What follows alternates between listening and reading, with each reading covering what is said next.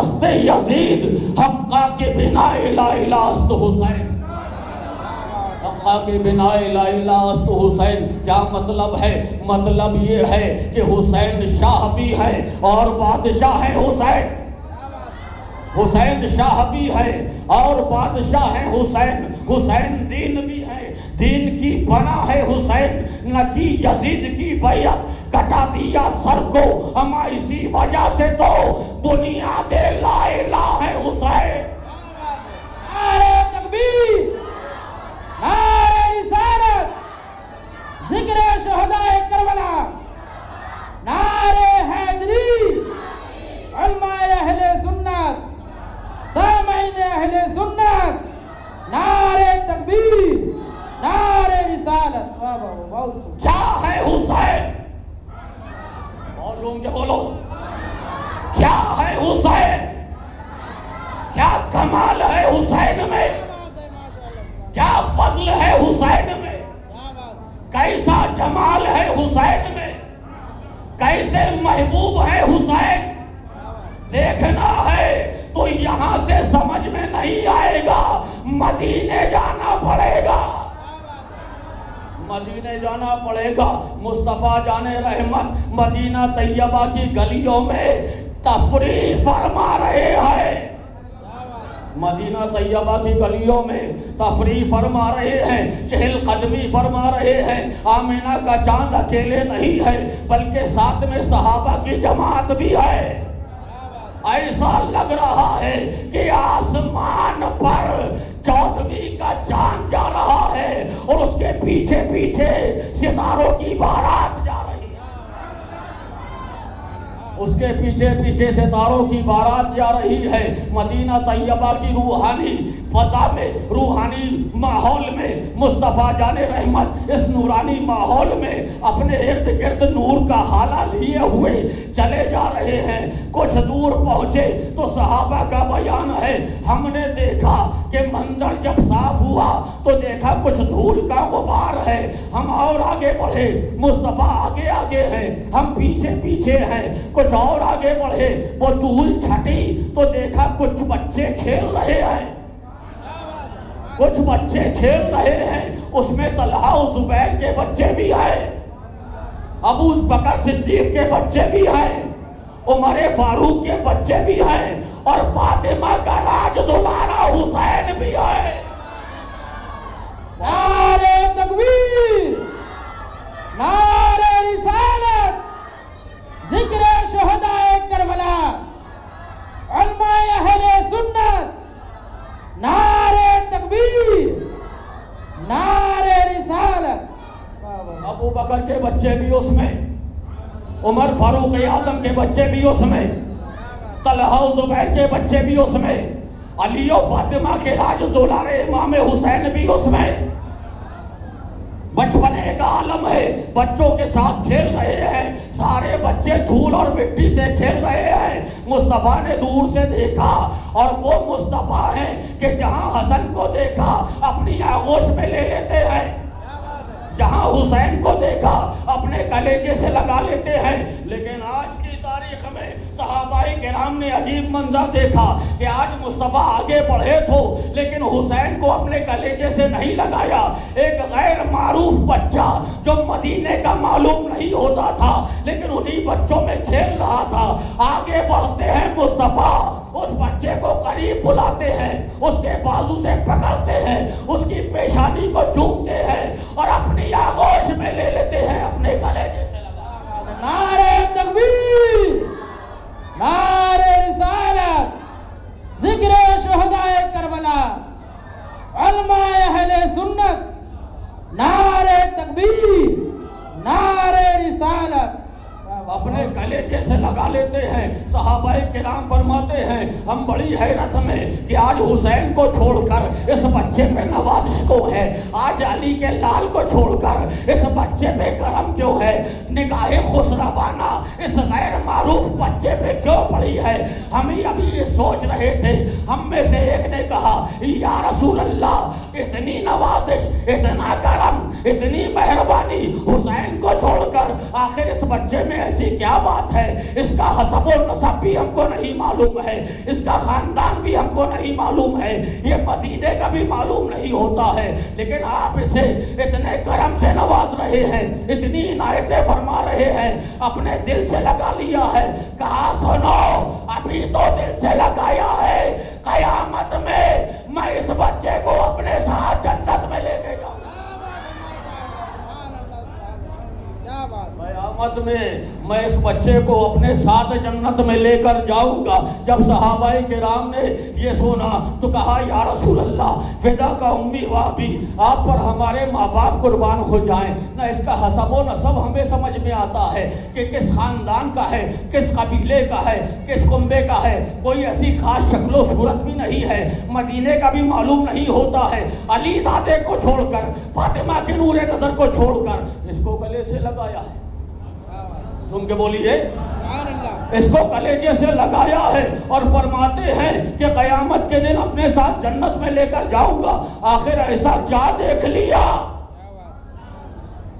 تو کہا دیکھا تم نے بھی ہے، دیکھا میں نے بھی ہے، دیکھا تم نے بھی ہے، دیکھا میں نے بھی ہے۔ تم نے یہ دیکھا کہ میرا حسین بھی کھیل رہا ہے، باقی بچے بھی کھیل رہے ہیں، لیکن تم نے صرف یہ دیکھا کہ یہ سارے بچے دھول سے کھیل رہے ہیں، مٹی سے کھیل رہے ہیں، گرد و غبار سے کھیل رہے ہیں۔ ہاں صحیح ہے، یہ سارے بچے دھول مٹی ہی سے کھیل رہے تھے، گرد و غبار ہی سے کھیل رہے تھے، لیکن میں دور سے دیکھ رہا تھا کہ اس بچے کا کھیل انوکھا تھا، اس بچے کا کھیل نرالا تھا، اس بچے کا کھیل الگ تھا۔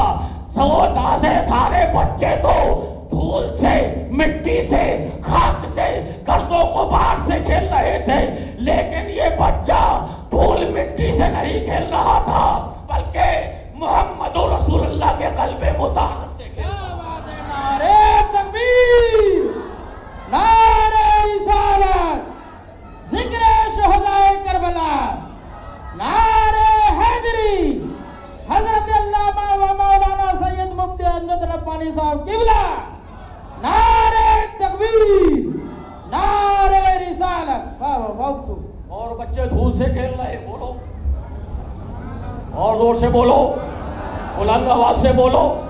سارے بچے دھول اور مٹی سے کھیل رہے ہیں، خاک سے کھیل رہے ہیں، گرد و غبار سے کھیل رہے ہیں، لیکن میں دور سے دیکھ رہا تھا، اس بچے کا کھیل الگ تھا، اس بچے کا کھیل انوکھا تھا، اس بچے کا کھیل نرالا تھا۔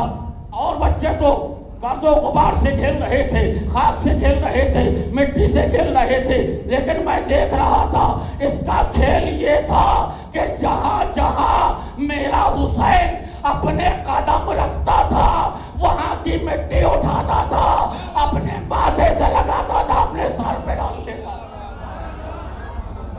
اپنے ماتھے سے لگاتا تھا، اپنے سر پہ ڈال لیتا تھا۔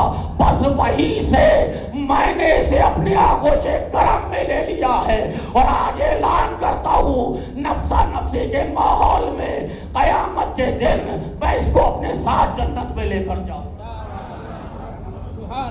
یہ ہے حسین، جھوم کے کہیے۔ تبھی تو غریب نواز فرماتے ہیں شاست حسین، بادشاہ است حسین، دین است حسین، دی پنا است حسین، سرداد نداد دست در دست یزید، حقہ کے بنا لا الہ است حسین۔ مسجد نبوی ہے، اور تم کے کہیے سرکار نے ارشاد فرمایا حبب الیہ من دنیاکم ثلاث، مجھے تمہاری دنیا میں سے 3 چیزیں پسند ہیں۔ یاد ہے کیا کیا چیزیں ہیں؟ الطیب والنساء وقرۃ عینی فی الصلاۃ، پہلی چیز خوشبو پسند ہے، دوسری چیز منکوحہ عورتیں پسند ہیں، تیسری چیز نماز میں میری آنکھوں کی ٹھنڈک ہے، نماز میں میری آنکھوں کی ٹھنڈک ہے۔ صدیق اکبر کھڑے ہوئے کہا مجھے بھی 3 چیزیں پسند، النظر الی وجہ رسول اللہ، سرکار کے چہرے کا دیدار کرتے رہنا بہت پسند. انفاق و مالی علی رسول اللہ، اپنے مال کو سرکار پہ قربان کر دینا بہت پسند. ان تکون ابنتی تحت رسول اللہ، میری بیٹی ام المومنین بنے، یہ مجھے بہت پسند. ساری خواہشیں پوری ہوئی. فاروق اعظم کھڑے ہوئے، کہا مجھے بھی 3 چیزیں پسند، مجھے بھی 3 چیزیں پسند. کہا فاروق تمہیں کیا پسند؟ کہا الامر بالمعروف، نیکیوں کا حکم دینا بہت پسند. والنہی عن المنکر، اور برائیوں سے روکنا بہت پسند. والصوب الخلق، بے بند لگا پھٹا پرانا کپڑا پہننا بہت پسند. پھٹا پرانا بے بند لگا کپڑا پہننا بہت پسند. اب عثمان غنی کہاں پیچھے رہتے؟ تم کے بولیے. وہ بھی کھڑے ہوئے، کہا مجھے بھی 3 چیزیں پسند. کہا تمہیں کیا پسند؟ کہا اشباع الجیان، بھوکوں کو کھانا کھلانا. کسوۃ العریان، بے لباسوں کو لباس پہنانا. وتلاوت القرآن، اور قرآن کی تلاوت کرنا، یہ بہت پسند. تو خلیفہ اسلام نے بتایا کہ اگر کوئی بھوکا ہو تو اسے کھانا کھلانا نبی کے عاشق کو پسند ہوتا ہے. اگر کوئی بے لباس ہو تو اس کی صدر پوشی کرنا نبی کے عاشق کی پسند ہوتا ہے. اور تلاوت قرآن کرنا یہ بھی نبی کے عاشق کی پسند ہوتا ہے. کبھی جب تک مصطفیٰ کا دیدار نہیں ہے سامنے، قرآن پڑھو اور مصطفیٰ آ جائے تو مصحف رخ مصطفیٰ کی تلاوت کرو. مصحف رخ مصطفیٰ کی تلاوت کرو. بھوکوں کو کھانا کھلانا. ہم مسلمان ہیں، نبی کے ماننے والے ہیں، عثمان غنی کے ماننے والے ہیں. کیا ہم بھوکوں کو کھانا کھلاتے ہیں؟ کیا ہم بے لباسوں کو لباس پہناتے ہیں؟ سرکار کی حدیث ہے، سرکار نے ارشاد فرمایا کہ جس مومن کا پڑوسی بھوکا سو جائے اور وہ بھر پیٹ سوئے تو اس کا ایمان کامل نہیں، اس کا ایمان کامل نہیں، اس کا ایمان مکمل نہیں. صحابہ نے عرض کیا یا رسول اللہ ذرا یہ تو بتائیے کہ پڑوسی کی حد کتنی ہے؟ تم کے بولیے پڑوسی کی حد کتنی ہے؟ کہ ہاں جس کی دیوار سے دیوار ملی ہوئی ہو وہ پڑوسی ہے، دیوار سے دیوار ملی ہوئی ہو وہ پڑوسی ہے. دائیں بائیں آگے پیچھے جس کی دیوار سے دیوار ملی ہو کیا وہ پڑوسی ہے؟ کہا نہیں، تمہارے دائیں 40 گھر، بائیں 40 گھر، آگے 40 گھر، پیچھے 40 گھر، یہ سب تمہارے پڑوسی ہیں. تو معلوم یہ کیا ہوا؟ اگر سچا عاشق مصطفیٰ ہے، اگر کامل الایمان مسلمان ہے، تو اگر محلے میں ایسا ایک مسلمان ہے تو اس کا پورا محلہ بھوکا نہیں سو سکتا ہے. اشباع الجیان، بھوکوں کو کھانا کھلانا بہت پسند. کسوۃ العریان، بے لباسوں کو لباس پہنانا بہت پسند. تلاوت القرآن، قرآن کی تلاوت کرنا بہت پسند. عثمان غنی کے ماننے والے ہو تو اب تلاوت قرآن کو اپنا وتیرہ بنا لو. نماز پڑھو 5 ٹائم کی، روزانہ فجر کے بعد تلاوت قرآن کرو اور پھر بولو کہ ہم اس حسین کے ماننے والے ہیں جس نے نیزے پہ تلاوت قرآن کی تھی. ہم اس عثمان کے ماننے والے ہیں جس نے وقت شہادت تلاوت قرآن.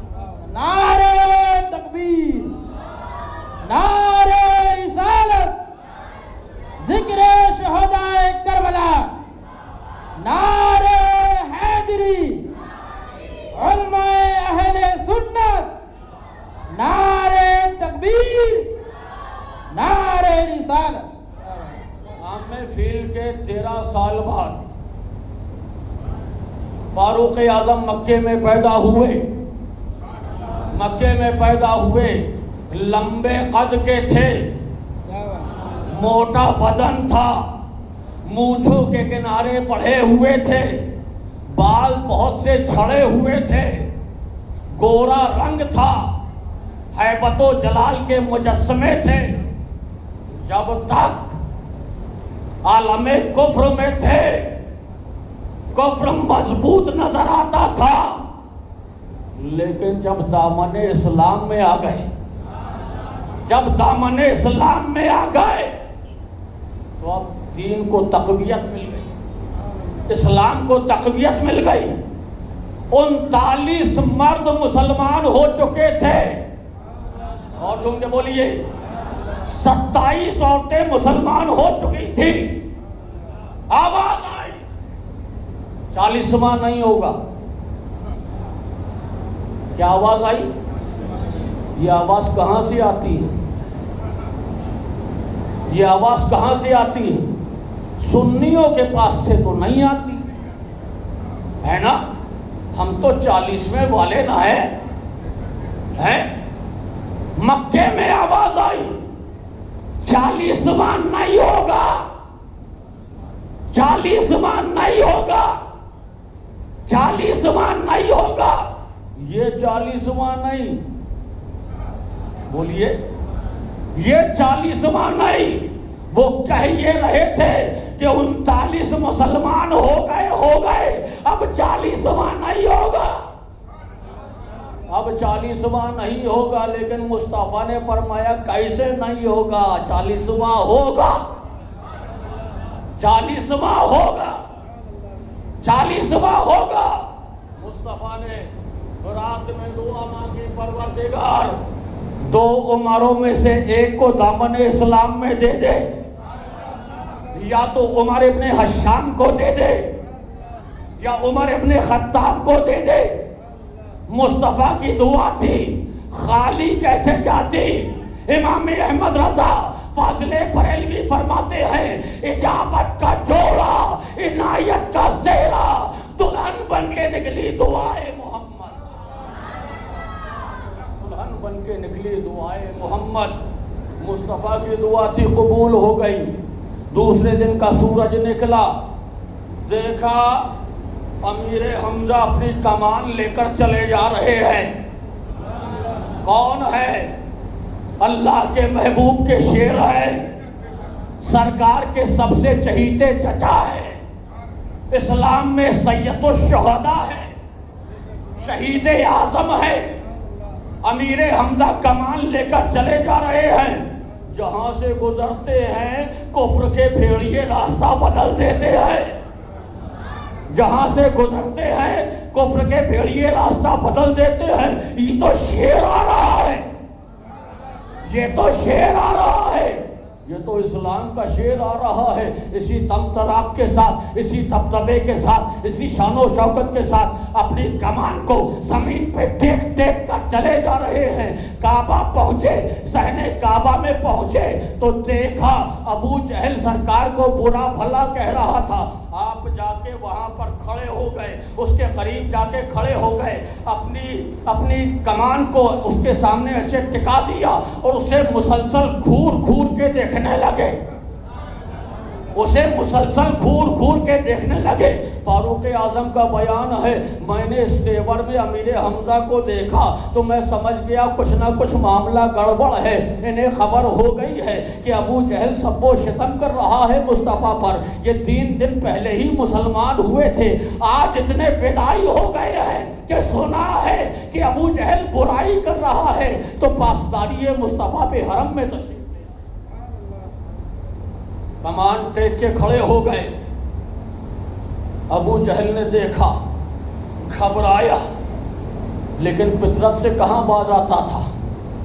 جیسے ہی برائی کے لیے منہ کھولا، امیر حمزہ نے اس زور کی کمان اسے ماری، پیٹھ دوہری ہو گئی، وہاں سے اٹھ کے بھاگا. فاروق اعظم فرماتے ہیں کہ پھر ابو جہل نے اعلان کیا کہ جو محمد رسول اللہ کا سر لے کے آئے گا معاذ اللہ میں اس کو اونٹوں کا انعام دوں گا۔ جب میں نے اتنا سنا تو میں نے کہا کہ یہ کام میں کروں گا، یہ کام میں کروں گا۔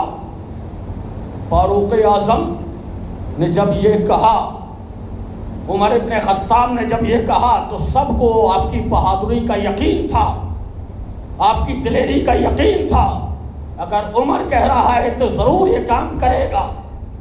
ابو جہل نے شاباش دی، کہا جاؤ جلدی یہ کام کرو، محمد رسول اللہ کا سر لے کر آؤ۔ اب فاروق اعظم ننگی تلوار لے کر مصطفیٰ کو ڈھونڈنے نکلے، پھر یاد آیا کہ بہت بڑے کام سے جا رہا ہوں، معمولی کام نہیں ہے، بہت بڑا کام ہے۔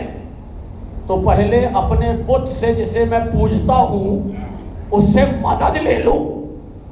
بت کے پاس پہنچے اور کہا اے بت، میں محمد کا سر لینے جا رہا ہوں، میری مدد کرنا۔ تو اس بت سے آواز آئی، آج جس کو تو قتل کرنے جا رہا ہے کل اس کے دین کا سب سے بڑا مددگار تو ہی بنتا ہوا نظر آئے گا۔ نعرہ تکبیر، نعرہ رسالت، ذکر شہدائے کربلا، علماء اہل سنت، نعرہ حیدری، نعرہ تکبیر، نعرہ رسالت۔ سب سے بڑا مددگار تو ہی بنتا ہوا نظر آئے گا۔ دل میں وہی سے بے چینی ہو گئی، میں جس کو بچانے کے لیے جا رہا ہوں وہی مجھے ڈبا رہا ہے، جسے بچانے کے لیے جا رہا ہوں وہی مجھے ڈبا رہا ہے۔ میں اس سے مدد مانگ رہا ہوں، یہ مجھے ہی الٹا تانا دے رہا ہے کہ جس کا سر لینے جا رہا ہے اسی کے دین کا سب سے بڑا مددگار تو ہی ہو جائے گا۔ وہیں سے بے چینی پیدا ہو گئی، یہ ماجرا کیا ہے، یہ مسئلہ کیا ہے، یہ معاملہ کیا ہے۔ اسی بے چینی کے عالم میں آگے بڑھا، ایک شخص ملے، انہوں نے کہا عمر اس دیور کے ساتھ کہاں جا رہے ہو؟ میں نے کہا محمد کا سر لینے جا رہا ہوں، انہیں قتل کرنے جا رہا ہوں معاذ اللہ۔ کہنے لگے انہیں بعد میں قتل کرنا، پہلے اپنے گھر کی خبر لے لو، پہلے اپنے گھر کی خبر لے لو۔ کہا میرے گھر میں کیا ہوا ہے؟ کہا جس دین کو ختم کرنے جا رہے ہو نا وہ صرف مکے میں نہیں ہے، تمہارے گھر میں داخل ہو چکا ہے، تمہارے بہن بہنوئی بھی مسلمان ہو چکے ہیں، تمہارے بہن بہنوئی بھی مسلمان ہو چکے ہیں، جا کے پہلے ان کو ختم کرو، ان کو دین سے برگشتہ کرو، اس کے بعد محمد رسول اللہ کا سر لینے جانا۔ فرماتے ہیں جیسے ہی میں نے اتنا سنا میرے تن بدن میں آگ لگ گئی، میں غصے سے غیظ و غضب سے سر تھرانے لگا۔ میں فوراً راستہ بدل کے اپنے بہن بہنوئی کے گھر پہنچا، دروازے کے پاس پہنچا تو اندر سے تلاوت قرآن کی آواز آ رہی تھی، اندر سے تلاوت قرآن کی آواز آ رہی تھی۔ نعرہ تکبیر، نعرہ رسالت، ذکر شہدائے کربلا، نعرہ حیدری، نعرہ تکبیر، نعرہ رسالت۔ اندر سے تلاوت قرآن کی آواز آ رہی تھی، میرے تن بدن میں آگ لگ گئی۔ میں نے دروازہ کھٹکھٹایا، اندر سے آواز آئی کون ہے؟ میں نے کہا عمر ابن خطاب ہو، عمر ابن خطاب ہوں۔ جیسے ہی اتنا سنا بہت دیر کے بعد دروازہ کھلا، بہن بہنوئی کانپنے لگے میرا نام سن کے۔ میرے سامنے میرے بہنوئی نہیں آئے، بہن آئی۔ میں نے پوچھا کہ تم یہ کیا کر رہے تھے اور بہنوئی کہاں ہے؟ پیچھے بہنوئی کھڑے تھے، کہنے لگے ہم لوگ دامن اسلام میں داخل ہو چکے ہیں اور نبی پہ منزل کتاب قرآن مجید کی تلاوت کر رہے تھے۔ کہا تم بے دین ہو گئے ہو، اپنے باپ و استاد کے دین سے برگشتہ ہو گئے ہو، میں تمہیں چھوڑوں گا نہیں۔ یہ کہہ کے میں آگے بڑھا اور اس زور سے اپنے بہنوئی کو مارا کہ ان کا سر پھٹ گیا، خون نکلنے لگا۔ جیسے ہی میں نے خون کو دیکھا تو مجھ میں میرے اندر تھوڑی سی نرمی آ گئی. میں نے کہا ذرا یہ تو بتاؤ کہ تم پڑھ کیا رہے تھے؟ کہا تلاوت قرآن کر رہے تھے. کہا تم جتنی بھی کوشش کر لو لیکن یہ وہ نشہ نہیں جسے ترشی اتار دے. یہ وہ نشہ نہیں جسے ترشی اتار دے. جب میں نے لہو لہان اپنے بہنوئی کو دیکھا اور ان کی استقامت کو دیکھا تو میرے دل میں ہلچل مچ گئی. میں نے کہا ذرا وہ کتاب جو تم پڑھ رہے تھے ذرا مجھے بھی دکھاؤ. بہن نے کہا خبردار، وہ پاک کتاب ہے، اسے ناپاک نہیں چھو سکتے.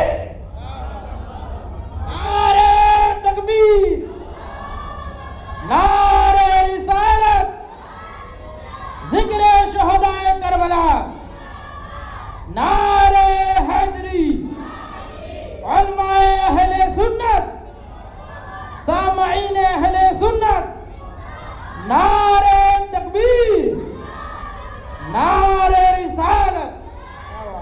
وہ پاک کتاب ہے، اسے ناپاک نہیں چھو سکتے. کہا کوئی تو صورت ہوگی اسے چھونے کی. کہا ہاں صورت ہے، پہلے جا کے غسل کر لو، وضو کر لو، اس کے بعد تمہیں چھونے کی اجازت مل جائے گی. فاروق اعظم نے غسل کیا، وضو کیا. اب کہا لاؤ مجھے کتاب سناؤ، کتاب دکھاؤ. جیسے ہی کتاب کھول کے دی گئی تو قدرتی طور پہ اس میں جو صورت سامنے آئی وہ یہ تھی، بسم اللہ الرحمن الرحیم، طٰہٰ ما انزلنا علیک القرآن لتشقیٰ. دل کی دنیا میں انقلاب آ گیا. میں نے بہنوئی سے کہا یہی کتاب ہے جس کی مخالفت قریش کرتے ہیں، یہی کتاب ہے جسے کفار برا بھلا کہتے ہیں. کہا ہاں یہی کتاب ہے. کہا یہ کتاب تو سچی ہے.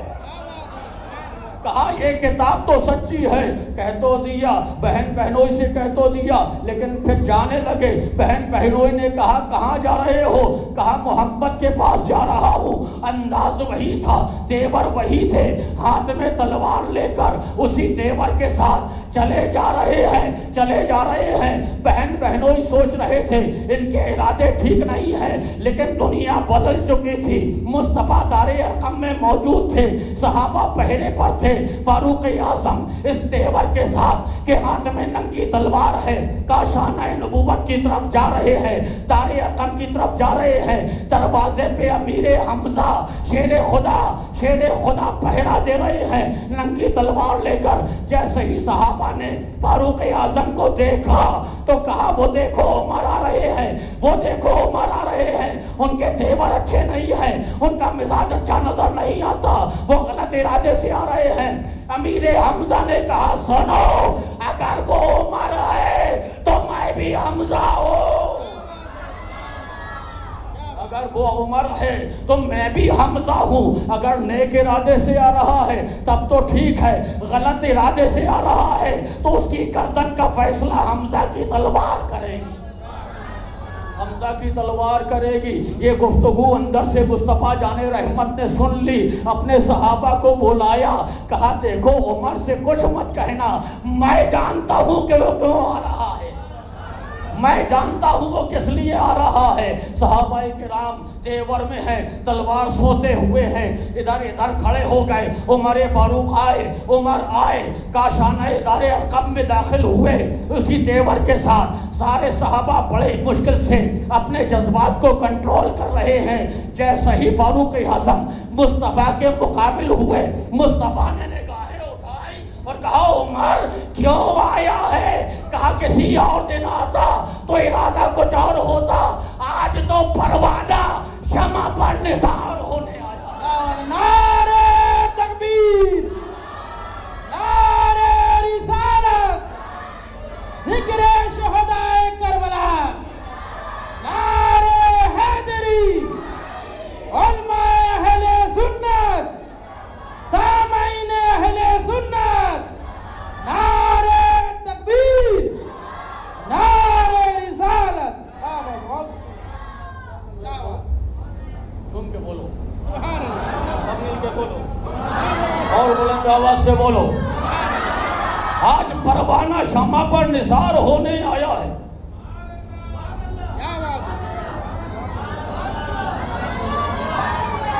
वो बोले इस्लाम जब फारूक आजम का सुना तो आपने क्या किया?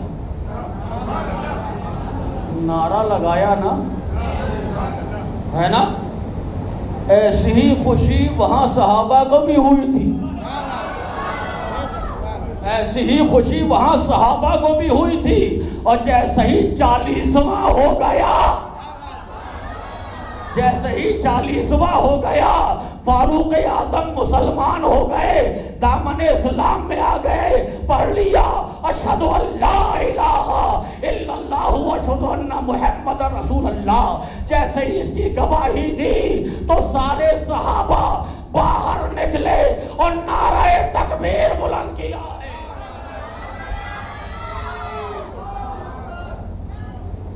नारे तकबीर बुलंद किया है। तो आपको मालूम होना चाहिए हर नेक काम की कोई ना कोई असल है। जो आप नारे तकबीर लगाते हो, ये सबसे पहले मक्के की धरती पे उसी वक्त लगा था जब फारूक आजम दामन इस्लाम में आ गए। फारूक आजम दामन इस्लाम में आ गए थे। अब मुस्तफा के कछार में एक शेर नहीं था, 2-2 शेर थे। मुस्तफा की कछार में एक नहीं 2-2 शेर थे। एक सफ में फारूक आजम तलवार लिए हुए, मुहम्मदुर रसूलुल्लाह के गुलाम, और एक सफ में अमीर हमजा सैयदुल शुहदा तलवार सोते हुए। कहा सरकार इजाजत दे दीजिए, आज इस्लाम को मक्के पे जाहिर करना है। थे अभी तक छुप के इबादतें करते थे, आज उमर आ गए हैं, दीन को तक़वियत मिल गई है, दीन मजबूत हो गया है, इस्लाम का किला मजबूत हो गया है। आज हम बाहर निकलेंगे, आज शान से बाहर निकलेंगे और ऐलान करेंगे डंके की चोट पे, हम हैं मोहम्मद के गुलाम, हम हैं परस्तारे तौहीद। एक सफ में अमीर हमजा है, एक सफ में फारूक आजम है, तलवार लिए हुए, नाराए तकबीर बुलंद किए हुए। हरम में पहुंचे, अबू जहल ने देखा थरथराने लगा, उतबा और शैबा ने देखा थरथराने लगे, मुगीरा बिन शोबा ने देखा थरथराने लगे, अबू लहब ने देखा थरथराने लगे। आज ये क्या हो गया? जिसे खत्म करने भेजा था वही गुलाम बन के आ रहा है। नारे तकबीर, नारे रिसालत, ज़िक्र शुहदाए करबला, नारे हैदरी, हज़रत अल्लामा व मौलाना सैयद मुफ्ती अमजद रब्बानी साहब क़िबला। नारे तकबीर, नारे रिसालत।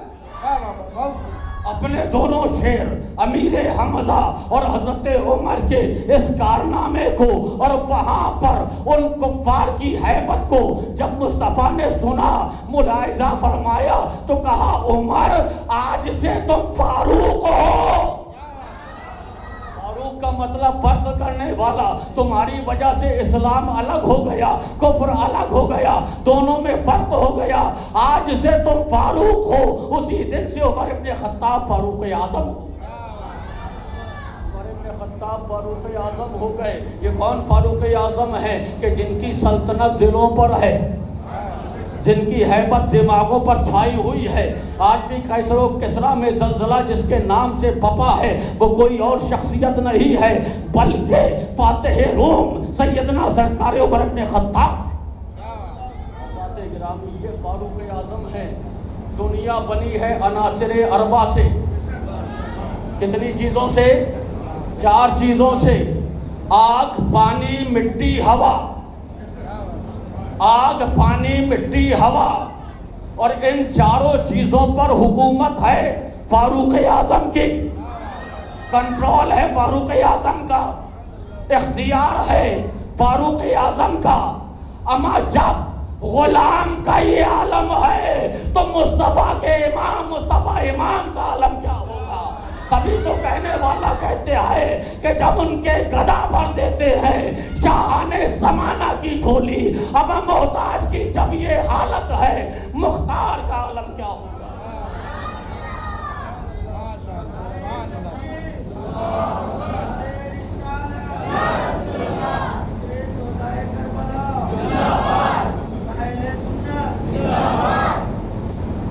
دنیا بنی عناصر اربع سے، کائنات بنی عناصر اربع سے، آگ پانی مٹی ہوا، اور ان چاروں چیزوں پر الگ انفراد حکومت اگر کسی کی ہے تو وہ ذات ہے، وہ پرسنالٹی ہے، وہ شخصیت ہے فاروق اعظم کی۔ غیظ المنافقین عمر ابن خطاب، فاروق اعظم، ایک شخص آیا مصطفیٰ کے پاس فیصلہ کرانے کے لیے، مصطفیٰ نے فیصلہ کر دیا، وہ باہر نکلا، کہا مجھے یہ فیصلہ منظور نہیں ہے، مجھے یہ فیصلہ منظور نہیں ہے۔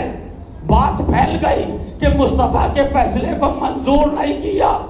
بات جب فاروق اعظم کے کانوں تک پہنچی، اسے بلایا، کہا میں نے سنا ہے کہ تجھے مصطفیٰ کا فیصلہ منظور نہیں ہے۔ کہا ہاں مجھے مصطفیٰ کا فیصلہ منظور نہیں ہے، تو کیا چاہتا ہے کہ تیرا فیصلہ میں کر دوں؟ کہا ہاں میں چاہتا ہوں میرا فیصلہ تم کر دو۔ کہا ٹھیک ہے، جس کا فیصلہ مصطفیٰ کا فیصلہ، جس کو مصطفیٰ کا فیصلہ منظور نہیں ہے، اس کا فیصلہ فاروق کی تلوار کرے گی۔ نعرہ تکبیر، نعرہ رسالت، ذکر شہدائے کربلا، نعرہ حیدری، علماء اہل سنت، سامعین اہل سنت، نعرہ تکبیر، نعرہ رسالت۔ دور خلافت عمر فاروق اعظم ہے، دور خلافت فاروق اعظم ہے۔ بیان کیا جاتا ہے کہ مدینہ طیبہ میں غیب سے ایک آگ آتی تھی، لوگوں کو نقصان پہنچاتی تھی، ان کی بستیوں کو نقصان پہنچاتی تھی، ان کے گھروں کو نقصان پہنچاتی تھی، ان کی جان و مال کو نقصان پہنچاتی تھی۔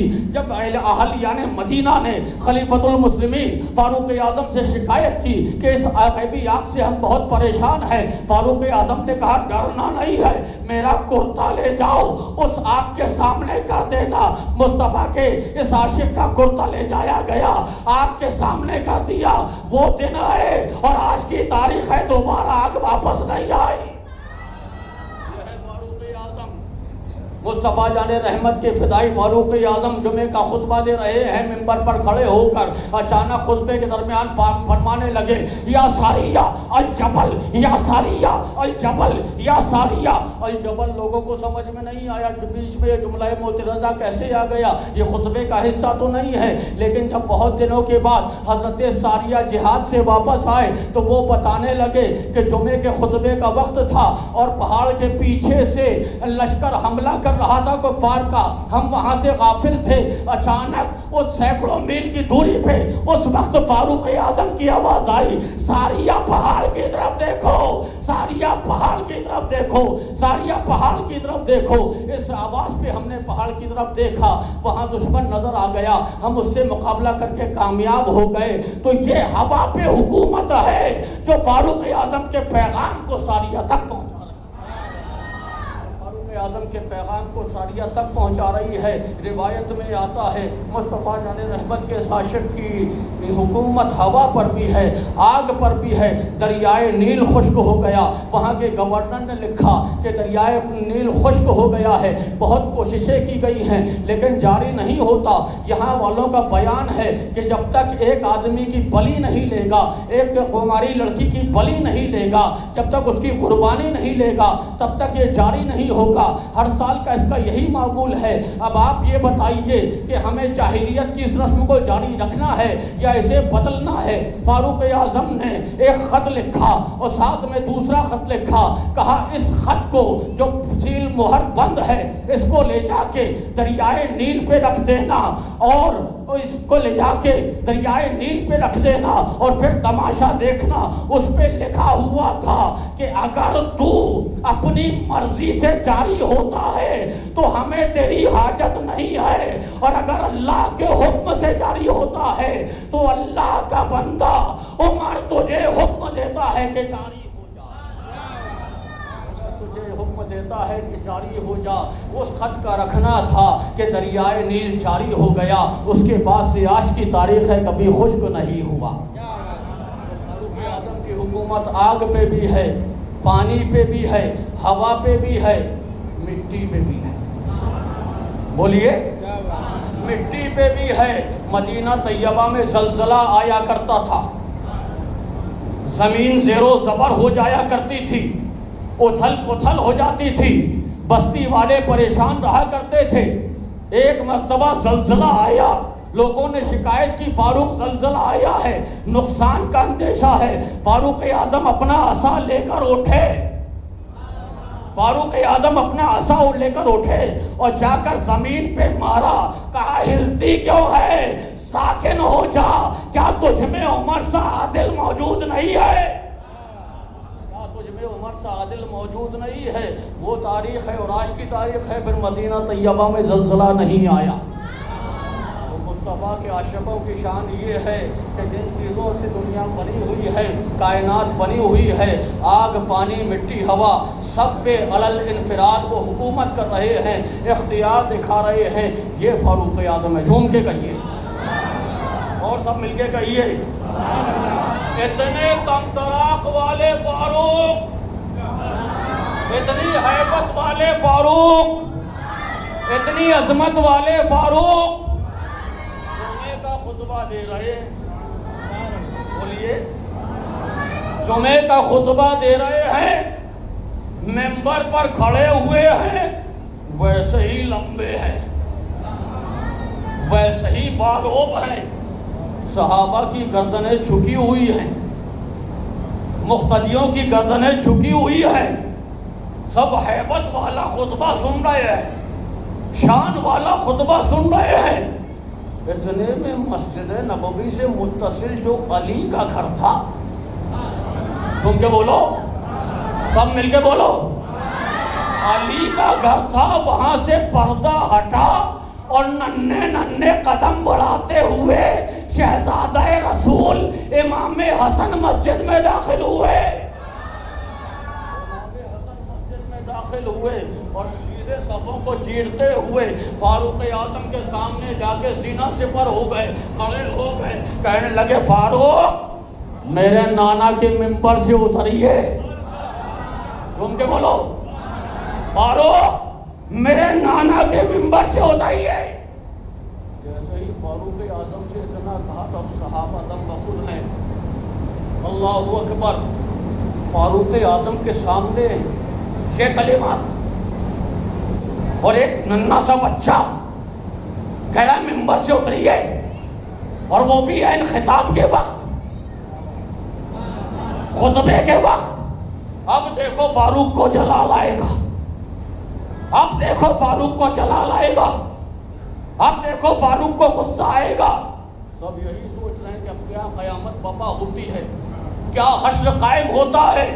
اور وہاں بار بار تقاضا ہے امام حسن کا، فاروق میرے نانا کے ممبر سے اتریے، میرے نانا کے ممبر سے اتریے، میرے نانا کے ممبر سے اتریے.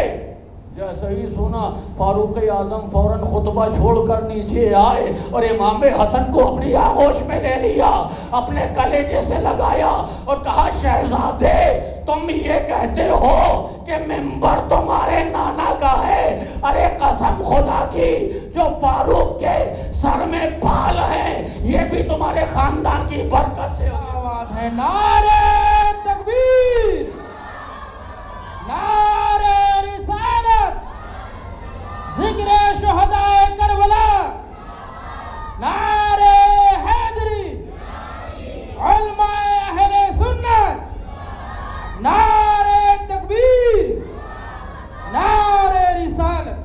کیا بات. جو عاشق ہوتا ہے پھر وہ اپنی شان کو نہیں دیکھتا، محبوب کی شان کو دیکھتا ہے. ہے نا، یہ مزاج ہمیں صحابہ کرام دے رہے ہیں۔ حضرت عبداللہ ابن عمر ایک مرتبہ اونٹ پہ بیٹھے اور مدینہ طیبہ کی گلیوں کے چکر لگانے لگے۔ اس گلی سے نکلتے ہیں اس گلی میں جاتے ہیں، اس گلی سے نکلتے ہیں اس گلی پہ جاتے ہیں، بظاہر کوئی کام سمجھ میں نہیں آتا۔ صحابہ نے روکا، دن بھر سے آپ کو دیکھ رہے ہیں کہ کبھی اس گلی پہ جاتے ہیں، کبھی اس گلی پہ جاتے ہیں، کبھی ادھر سے نکلتے ہیں، کبھی ادھر سے نکلتے ہیں، کوئی کام سمجھ میں نہیں آتا، آخر یہ بیکار کام آپ کیوں کر رہے ہیں؟ کہا نہ پوچھو یہ مجھ سے کہ کیا کر رہا ہوں، ارے کسی کی ادا کو ادا کر رہا ہوں، کسی کی ادا کو ادا کر رہا ہوں، میں یہ کام خود سے نہیں کر رہا ہوں، بلکہ ایک مرتبہ میں نے دیکھا تھا کہ میرے آقا اسی طریقے سے اونٹنی پر بیٹھے تھے، اس گلی پہ جاتے تھے، وہاں سے نکلتے تھے، وہاں سے نکلتے تھے، اس گلی پہ جاتے تھے، میں ہر سنت مصطفیٰ پر عمل کرتا ہوں تو یہ سنت کیوں رہ جائے؟ محبوب کی ہر ادا کو ادا کرنا عاشق پہ فرض عین ہوا کرتا۔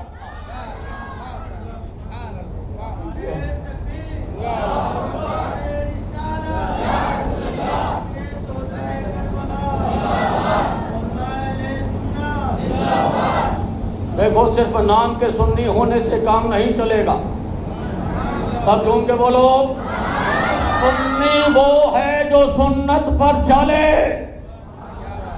سنی وہ ہے جو سنت پر چلے، کیسے مصطفیٰ اٹھتے تھے ویسے اٹھے، کیسے مصطفیٰ بیٹھتے تھے ویسے بیٹھے، کیسے مصطفیٰ کھاتے تھے ویسے کھائے، کیسے مصطفیٰ پیتے تھے ویسا پیے، کیسا لباس مصطفیٰ زیب تن کرتے تھے ویسا لباس پہنے، گفتگو مصطفیٰ کیسے کرتے تھے ایسے گفتگو کرے، ناراض ہوتے تھے تو تیور کیا ہوتے تھے، مسکراتے تھے تو کس ادا سے مسکراتے تھے، سونا بھی مصطفیٰ کی اداؤں پہ ہو اور جاگنا بھی مصطفیٰ کی اداؤں سے ہو، اور آپ کا کردار بولے میں سو جاؤں یا مصطفیٰ کہتے کہتے کھلے آنکھ صلی اللہ کہتے جاؤں یا مصطفیٰ کہتے کہتے کھلے آنکھ صلی اللہ کہتے کہتے۔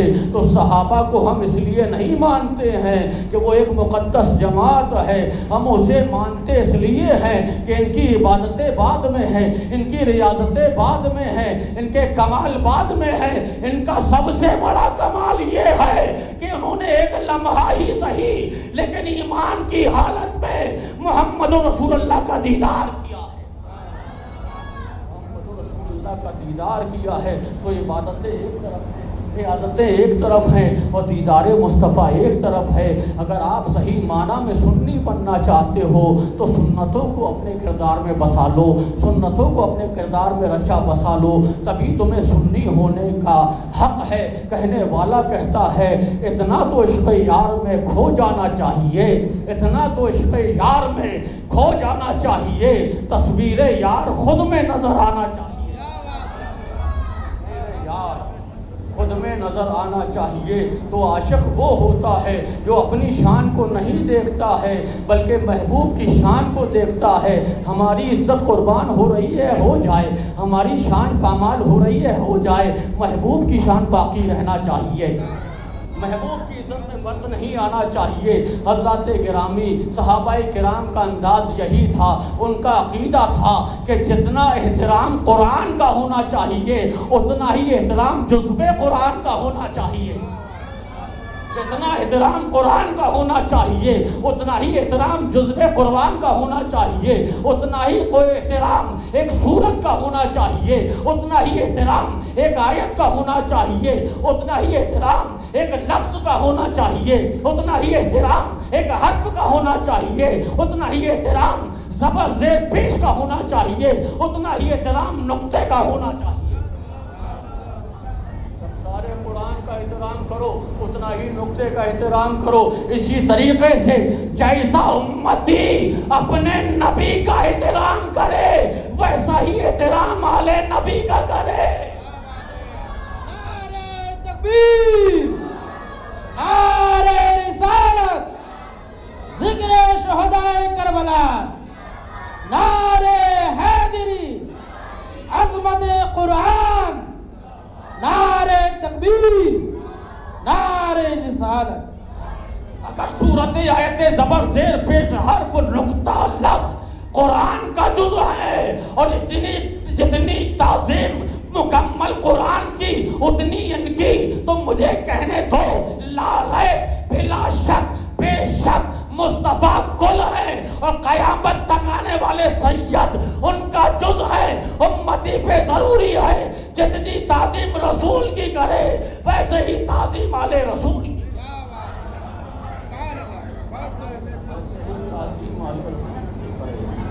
ورنہ آپ اپنے دعوے میں جھوٹے ہو، ورنہ اپنے دعوے میں جھوٹے ہو۔ جتنی تعظیم رسول کی اتنی ہی تعظیم آل رسول۔ صحابہ نے ہمیں یہی سکھایا، صحابہ نے ہمیں یہی سکھایا ہے۔ ہماری دعا ہے کہ مرتے دم ایک ہاتھ میں دامن صحابہ ہو، ایک ہاتھ میں دامن اہل بیت ہو، اور نگاہوں میں جلوہ مصطفیٰ ہو، نگاہوں میں جلوہ مصطفیٰ ہو۔ حضرات گرامی، یہی سنیت ہے۔ صحابہ نے بتایا جیسی تعظیم جیسی محبت رسول سے ویسے ہی آل رسول سے۔ فاروق اعظم کا دور ہے، کھجور کا جھاڑ ہے، بولیے کائے کا جھاڑ ہے؟ کھجور کا جھاڑ ہے، حسین اس پہ چڑھے ہوئے، اور جم کے بولو، سب مل کے بولو اور بلند آواز سے، حسین چڑھے ہوئے ہیں اور نیچے خلیفہ وقت فاروق اعظم کے بیٹے عبداللہ ابن عمر کھڑے ہوئے، کھجور کے جھاڑ پہ حسین، نیچے عبداللہ ابن عمر، ادھر علی کے بیٹے، ادھر خلیفہ وقت کے بیٹے، فاروق اعظم کے بیٹے، دونوں کی عمریں تقریباً ایک۔ حسین تم کھجور کھا رہے ہو؟ کہاں کھا رہا ہوں؟ کہا مجھے بھی دو، مجھے بھی دو۔ حسین نے کیا کیا؟ اچھی والی خود کھا لی اور جو اچھی نہیں تھی وہ نیچے ڈال دی، اچھی والی خود کھا لی اور جو اچھی نہیں تھی وہ نیچے ڈال دی۔ جیسے ہی آ کے ان کے ہاتھ میں وہ اچھی کھجور جو اچھی نہیں تھی وہ آئی، حسین یہ کیا کرتے ہو؟ اپنا اچھی کھا رہے ہو، مجھے جو اچھی نہیں ہے وہ دے رہے ہو؟ نیچے آؤ۔ حسین نیچے آ، جھگڑا بڑھ گیا، جھگڑا بڑھ گیا، اچھی اور نہیں اچھی کھجور کے کھانے میں جھگڑا بڑھ گیا، باتا باتی ہوئی۔ تم مجھ سے بات کرتے ہو؟ میں فاروق اعظم کا بیٹا ہوں، تم کے بولو، میں فاروق اعظم کا بیٹا ہوں، میں خلیفۃ المسلمین کا شہزادہ ہوں، ابھی خلافت میرے بابا کی ہے، میں عبداللہ ابن عمر ہوں، کہا تو ہوگا عمر کا بیٹا، میں بھی علی کا بیٹا ہوں، میں بھی علی کا بیٹا ہوں، میں بھی محمد کا نواسا ہوں۔ اور تو کیا مجھ سے بات کرتا ہے؟ تو بھی میرا غلام ہے، تیرا بابا بھی میرے نانا کا غلام ہے، تو بھی میرا غلام اور تیرا بابا بھی میرے نانا کا غلام ہے۔ کہا میرے مجھ کو کہا تو ٹھیک تھا، لیکن میرے بابا کو غلام کہا، ابھی جا کے بتاتا ہوں۔ کہا بتا دے، بتا دے۔ پہنچے، فاروق اعظم کا دربار لگا ہوا ہے، کہ بابا ایک بہت بڑی بات ہے۔ کہا کتنی بڑی؟ کہا تو بہت بڑی بات۔ کہا کتنی بڑی؟ کہا بہت بڑی بات۔ کیا بات ہے؟ کہا عمر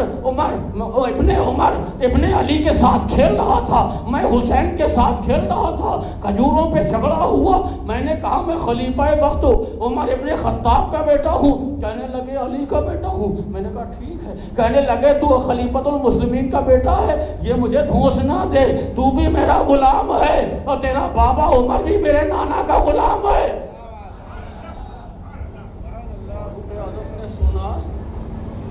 تو جو امید تھی کہ جلال میں آ جائیں گے، ایسا کچھ نہیں ہوا، ایسا کچھ نہیں ہوا۔ حیرت سے اپنے بابا کو دیکھا، کہ بابا آپ کو غصہ نہیں آیا؟ بابا آپ کو غصہ نہیں آیا؟ کہ اس میں غصے کی کیا بات ہے؟ اس میں غصے کی کیا بات ہے؟ کہا آپ کو غلام کہہ رہے ہیں، غلام، اچھا غلام کہہ رہے ہیں تو بلاؤ اس کو، غلام کہہ رہے ہیں تو بلاؤ اس کو۔ دوڑے دوڑے خوشی میں گئے، جا کے حسین کو بلا کے لائے۔ فاروق اعظم نے کہا یہ کیا کہتا ہے؟ یہ کہتا ہے کہ آپ نے کہا یہ بھی آپ کا غلام، اور عمر یعنی میں بھی آپ کے نانا کا غلام۔ کہا ہاں میں نے کہا ہے، ان کے بولیے میں نے کہا ہے۔ کیا کیا کہا ہے؟ میں نے کہا کہ آپ کا بیٹا بھی میرا غلام ہے اور آپ بھی میرے نانا کے غلام ہے۔ کہا جو کہا ہے لکھ کے دے سکتے ہو، جو کہا ہے لکھ کے دے سکتے ہو۔ کہا ہاں جو کہا ہے اس کو لکھنے میں کیا حرج ہے؟ فوراً تختی دی گئی، کہا لکھ دو۔ آپ نے لکھ دیا کہ عمر کا بیٹا بھی حسین کا غلام ہے اور عمر فاروق بھی محمد رسول اللہ کا غلام ہے۔ جیسے ہی اتنا لکھا تھا کہ فوراً فاروق اعظم نے اس کو اپنے ہاتھوں میں لیا اور آسمان کی طرف ہاتھ بلند کر کے کہا اے فرشتوں گواہ ہو جاؤ، آج فاروق کو حسین کے نانا کی غلامی کا سرٹیفکیٹ مل گیا۔ نعرہ تکبیر، نعرہ رسالت، ذکر شہدائے کربلا، نعرہ حیدری، علماء اہل سنت، سامعین اہل سنت، نعرہ تکبیر، نعرہ رسالت۔ باقی خطاب کل انشاءاللہ، وآخر دعوانا الحمدللہ رب العالمین۔ السلام علیکم۔